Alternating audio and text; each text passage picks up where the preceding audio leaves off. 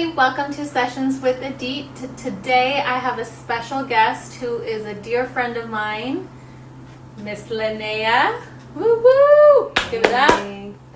She and I go way back, and she is someone who I deeply admire as not only a friend, but also a colleague and a working professional, devoted to self-care, mother of two. I'll want to really spend time today to give you an idea of how Lynnea, I'm going to be asking her some questions of how she's able to really juggle and balance being a mom of two, a wife, a professional, an entrepreneur, so many things. So many. And how she does it. I think she is someone who I thought of that really prioritizes and takes care of herself, and that's something that I value and admire. If your cup is full, I believe that you're able to then flow and pour over from that place to others. Me not being a parent, I'm not able to speak to that and how other parents do that, but Lynnea's here as someone who I have seen really from a close distance. Her mom life and my life, we were still able to meet up, and that has always been something that I've admired in her.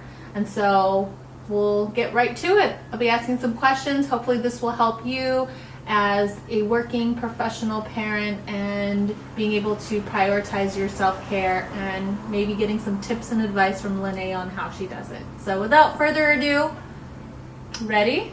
Yeah. All right. You forgot to say running partner. We have ran 2 half marathons together. Yes. Very important. Very important. I would have not had even the idea that I could do that, but she was the person who sparked that in me. So, That was and good. you had Rasa at that point.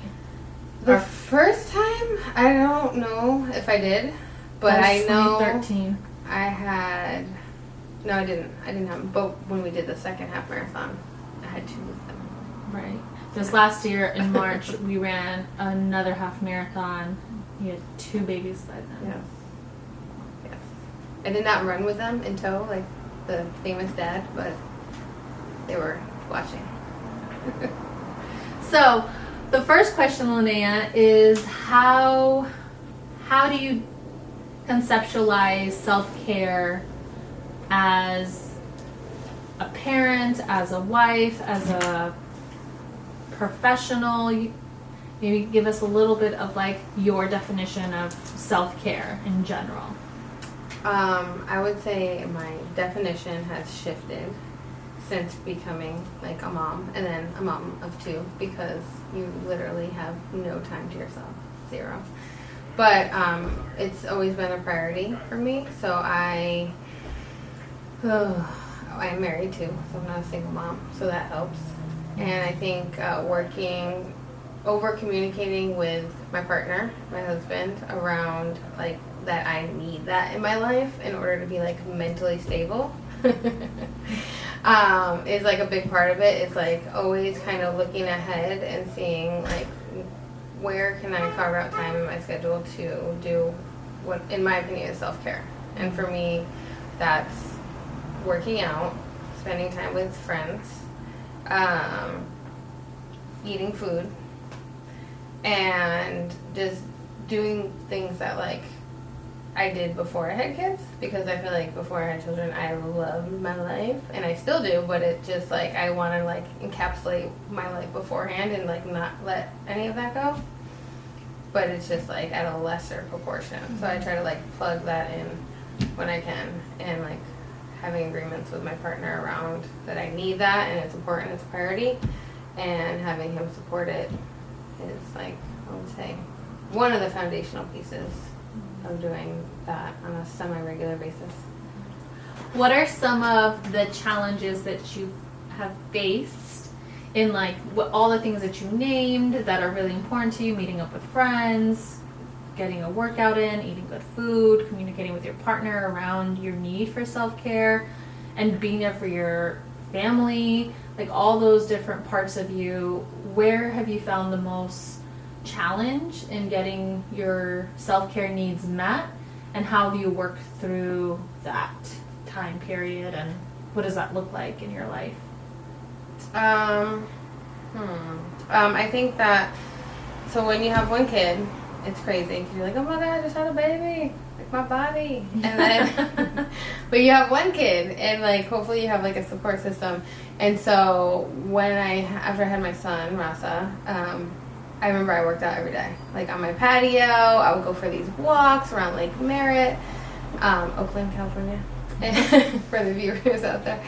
And I just it was so easy to prioritize it. And I just had my job, and I didn't have a side hustle going on either at the time. And so that seemed simple at the time. And I was practicing it more regularly. And I thought that sort of the same thing would take place when I had my second son, which I was wrong. And after having a second kid, like the learning curve was different. It wasn't as hard to be a parent, but it was hard time-wise.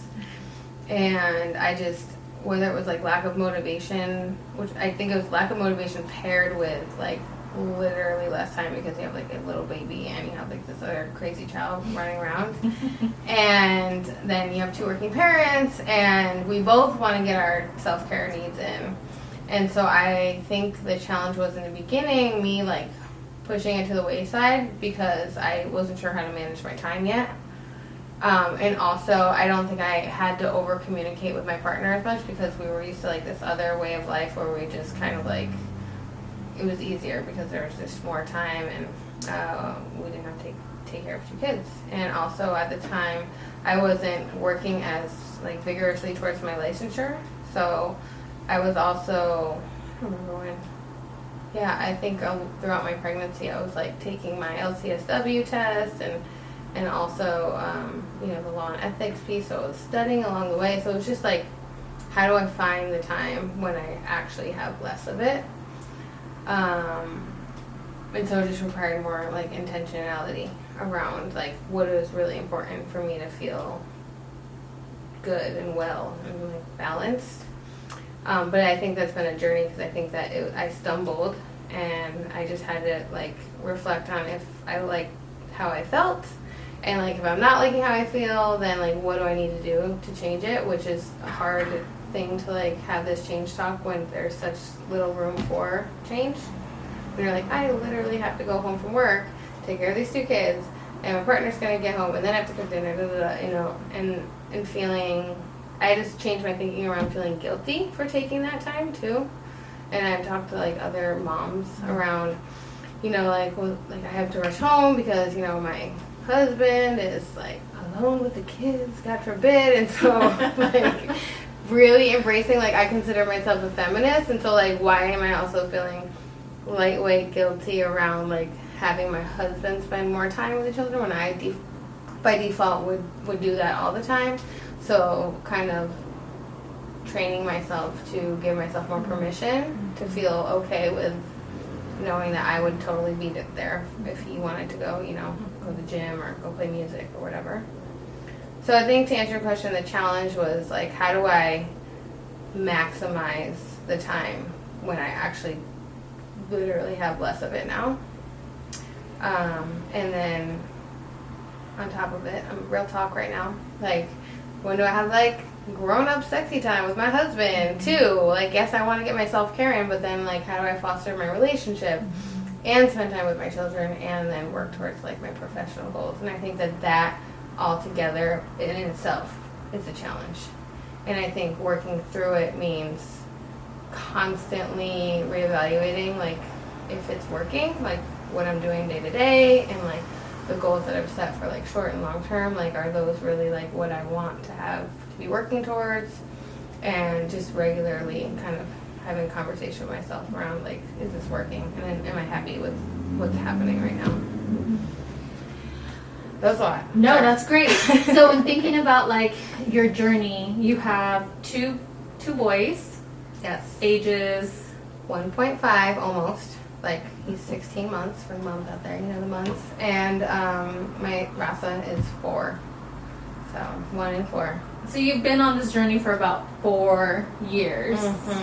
So in thinking sort of in like the total time that you've been a mom and also really trying to strike this balance of like continuing to build your intimate relationship with your husband, showing up for your own goals, what's one thing that you see as a thread through the 4 years that has like been a constant, maybe even tangible day-to-day either thought or a skill, like something that you fostered that really carried through consistently? Yeah. Well, a tangible is like I'm a big fan of the vision board. I actually used to make fun of it. And I had a boss one time when I worked at a bar, and she made us watch The Secret, and I was like, God, manifesting things, like what are these people talking about? But I'm a big believer in it, and like I do a couple of vision boards a year. Like I do one at the new year, because like I really believe in it's an opportunity to like not like wipe the slate clean, but to just like reset. And then I think I'm like always doing stuff on my phone where I just kind of create like these lists of items that I want to, or goals that I want to accomplish. They're usually like sub versions of the vision board, like professional, like financial. And my vision board includes like my professional goals, like educational goals, my personal life, my love life. And I actually, now that I think about it, it doesn't include like what I want for my kids, but I'm thinking that I probably will be adding that. And also I have like that yearly, annually, but I think I also kind of I'm a planner, so I have like a 5-year plan. And I just kind of did one from like 30 to 35. I'm 35 now. I'm kind of already starting to think about what I want my next 5 years to bring me. Tangibles and just like feeling wise, like, you know, how do I want to walk through the next 5 years of my life? So I would say like writing it down, having it hanging, and like looking at it every day is helpful for me. Do you think that was the anchor on the days that made it maybe even not only a day, but like even maybe for like a time period where things were just really hectic, life was happening, kids needed this, husband needed that, your business is, you know, taking off, so you had all these other, was then the vision board, looking at it daily, having it visually represented of where you wanted to go? Did it feel like an anchor, a direction? Like what did it symbolize for you that you named that as the constant thread? Like what about that felt like it was your guide? I think that it's probably certain days it's helpful. I mean, it's something it's hanging in my kitchen, like when I wash dishes, it's right there. And I love checking things off the list, so I have like my check marks next to it, and seeing what I haven't checked off is definitely in my guide. I would say it definitely is, to use your word, like a guide in terms of like where am I going, what direction, you know, my purpose and passion guide. But I would say like the day-to-day piece is me talking to myself about like what is life about. Like, I'm not trying to get too deep right here, but like just like really there's so many people that I'm not gonna cry that have like been passing away, and just like I don't there's so many people, like someone I just, like my coworker passed away. He's 35, and daughter, and just like trying to remind myself of like is it worth sweating? You know, don't sweat the small stuff. So I think just like I don't want to burn there. I want to cry. I need to get it together. It's real. I'm in a therapy session right now. So I'm a therapist. You're good. You are good. Oh, but seriously, okay. I think Getting that back makes to everybody cry. So that's yeah, okay. just realizing how precious life is. And I've been like recently, I would say since my second child, I've been really acknowledging that of how like precious time and people are. And that's like almost like a mantra. I don't have an actual mantra I'm saying, but it's like the essence of like the concept of like just you need to appreciate like the fuck out of everything. And that's my daily kind of thing that I need to return back to. I mean, what I really hear come through is perspective. Like you've developed, like through your vision board, like perspective of what really matters. And I even remember we had a walk, because Lynnea is so great. She really does cultivate relationships. Like I'm not a parent, and she's the one who's like, hey, let's do this yoga class, let's run this marathon. I'm like, how do you have time? But it goes back to this perspective, and really those are your intentions, those are your values. Like you really are someone who like lives them. You don't just talk about it, but you actually live it. Yeah. I'll give you an example. It's kind of weird to talk about myself, but I'll give you an example of Kume Foot Spa, Oakland, California. I was like, let me buy a membership here so I can come here, especially on their Tuesday, Wednesday, Thursday discount days, and like get a foot massage a couple times a month. And like it's hard to get that time, like so hard to get that time, but like every time I've done it and I take an hour out of my like week or my day, I'm like, this is exactly what I needed. So just forcing it into your life, the self-care piece on whatever the regular basis is for you. For me, I try to do something once a week. And how have you seen the benefits of like having that perspective, having that focus, having that discipline? Really, despite what your titles are, what your roles are, you have this discipline as like how you want to show up in the world. How have you seen that benefit your life?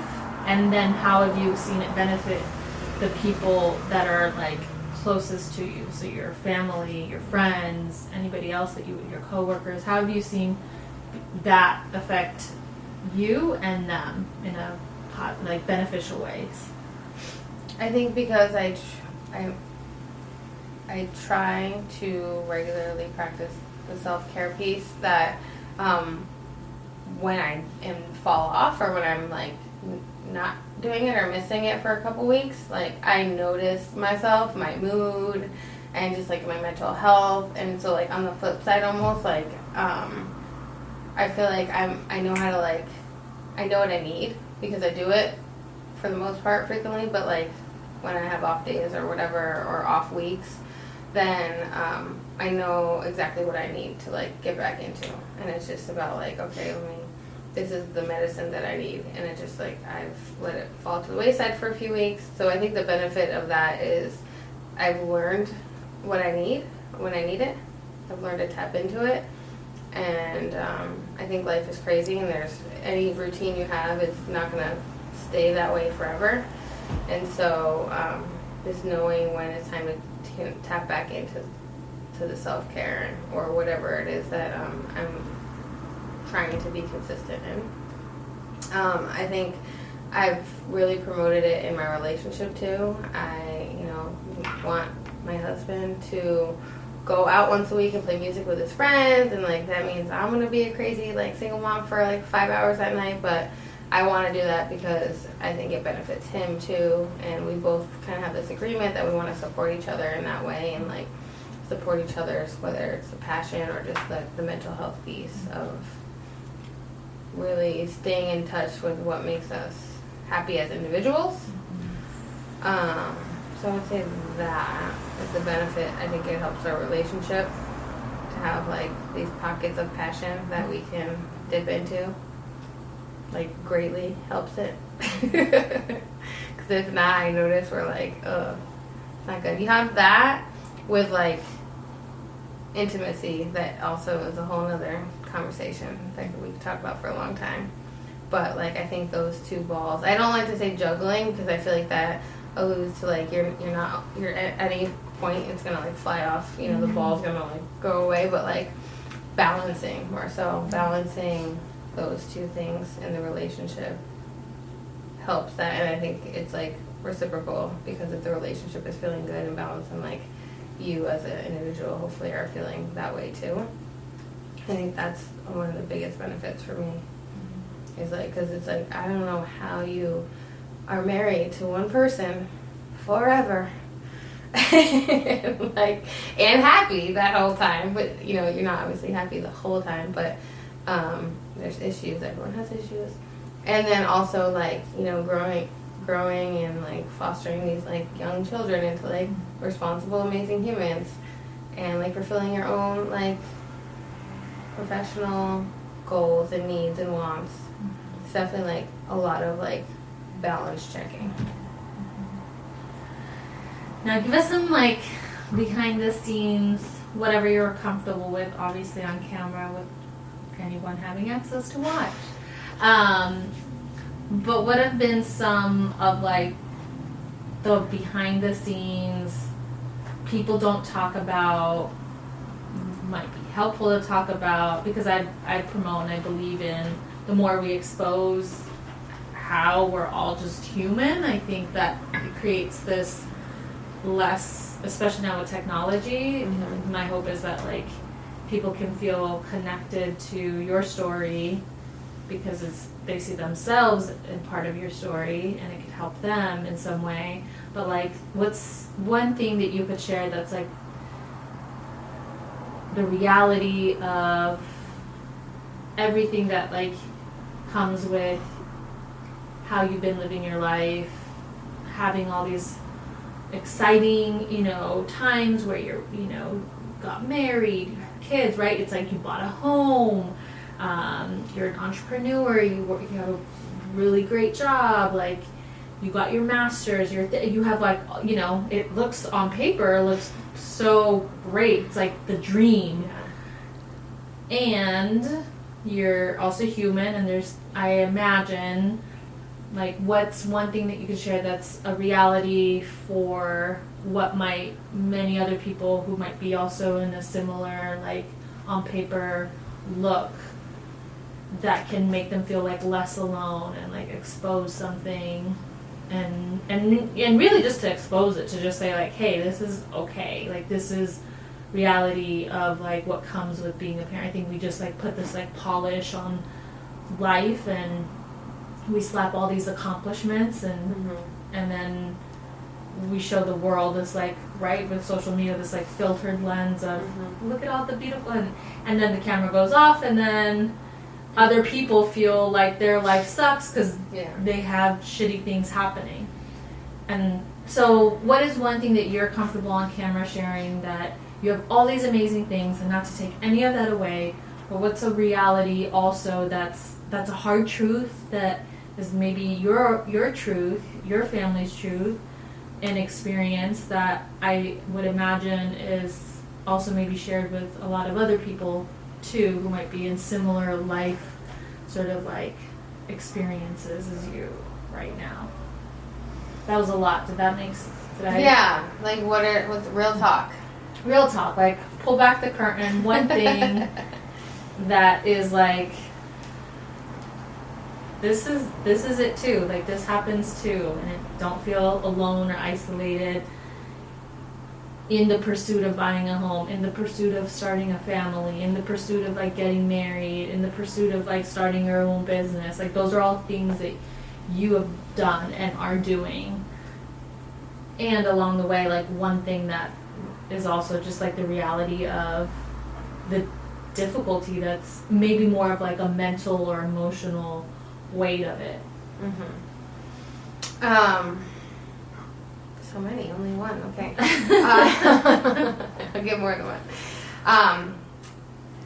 I'm very into health and fitness. This is not my one. This is just a bonus start kickoff. Is you know, I wouldn't say like I don't dwell on this, but like over the years, like the sacrifice, or I mentioned like being able to work out less, and like 60-75% of that's like mental health, but like maybe even like less, and other parts of it is like I want to be like in shape.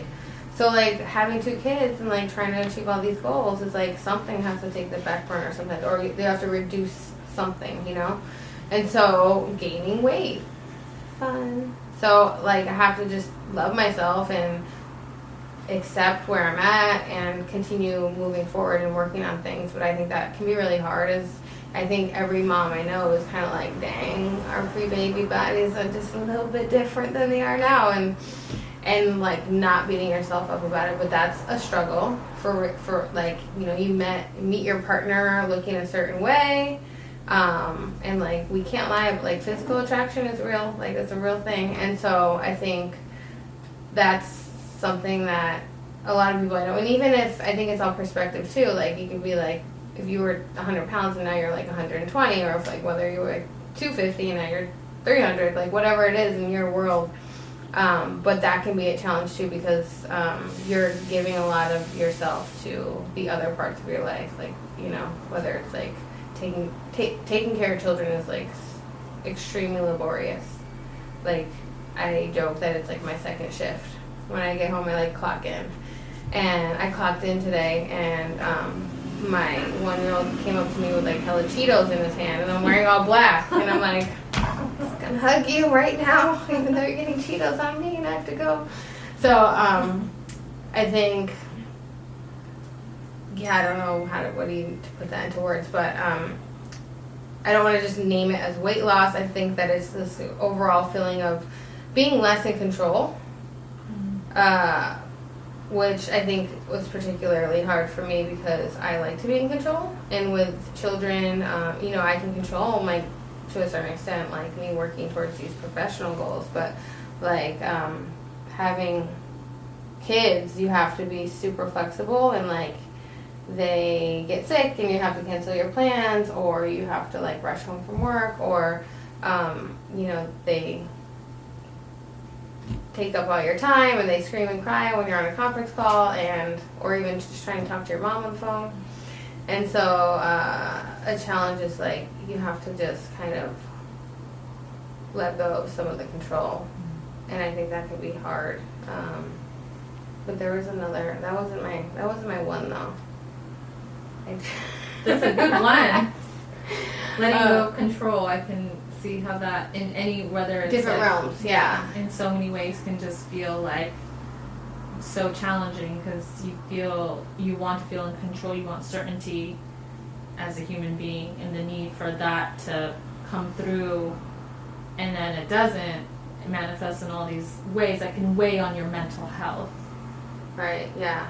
And I think as a therapist, this part B of this is put in the same vein, is I'm like so good at like giving advice to other people, and especially, you know, like in retrospect, some people who have like younger children than me, but I'm not the best. And I find one of the most challenging things is like when I'm in a high stress situation of like staying calm myself, because I get really internally worked up and feel anxious, and like I want to like scream at the top of my lungs and like scream at my 4-year-old when like he's 4, but just getting like extremely frustrated sometimes. Like I'll hit like a peak moment, and this is kind of like a joke among my other social work mom friends, but it's like I can really relate to those parents who I've in the past called CPS on.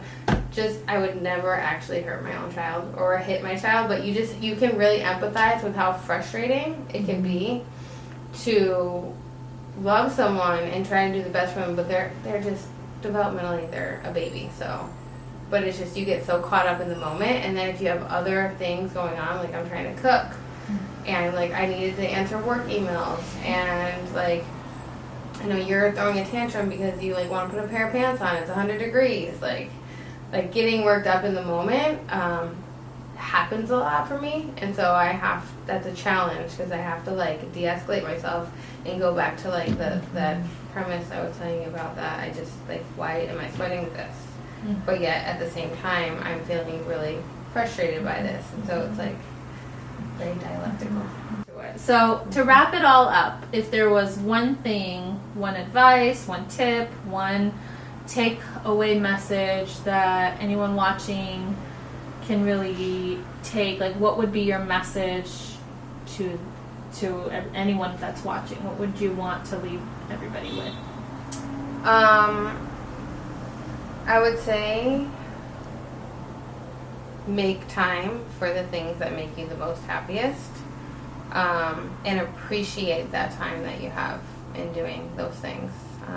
I try to do that regularly, and making the time and then valuing that time would be my two biggest pieces of advice.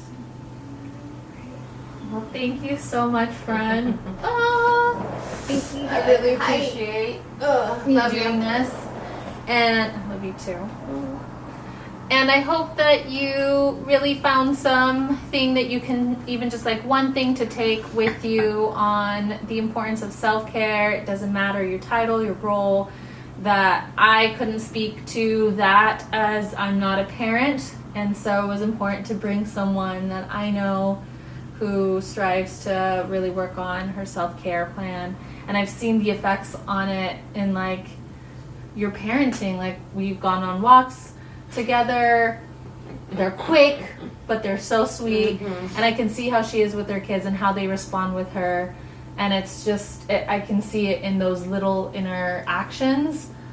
You have so much like overflow because you've been able to really cultivate from a place of like filling yourself up, so then it pours into your children, it pours into your family, it pours into your business expanding, it pours into all these areas in your life. And it's not to say it's been easy and it doesn't come with all the things that you've experienced directly, but you've been able to manage. And I think the possibility for anyone watching to also just take that as like it's possible.